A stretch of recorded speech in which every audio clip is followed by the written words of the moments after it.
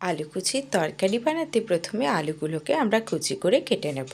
একটা কড়াইতে কালো জিরে ফোড়ন দিয়ে সেই আলু কুচিটাকে তেলের মধ্যে ছেড়ে দেব এবং তাতে টমেটো কুচি, লঙ্কা কুচি দিয়ে তাতে নুন এবং আমরা হলুদ গুঁড়ো দিয়ে দেব। পরিমাণ মতো আপনারা অল্প চিনিও ব্যবহার করতে পারেন, লঙ্কার গুঁড়ো, জিরে গুঁড়ো, ধনে গুঁড়ো ব্যবহার করতে পারেন এবং দিয়ে নাড়িয়ে নেব। পুরোটাকে দিয়ে নাড়ানোর পর সেগুলোকে হালকা ভাজা হয়ে গেলে তাতে আমরা জল দিয়ে কষিয়ে নেব।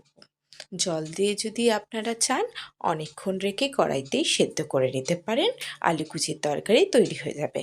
কিন্তু যদি আপনাদের কাছে সময়ের অভাব থাকে তার জন্য আপনারা কিন্তু সেই আলু কুচির যে তরকারিটা কড়াইতে বানিয়েছেন সেটা তো তখনও অবধি আলুটা সেদ্ধ হয়েছে কি না জানার জন্য দেখে নিতে পারেন, কিংবা সেগুলোকে কিন্তু প্রেসার কুকারে ঢেলে প্রেসার কুকারের মধ্যে সেদ্ধ করে নিতে পারেন।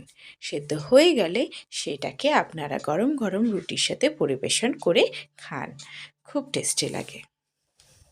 ধন্যবাদ।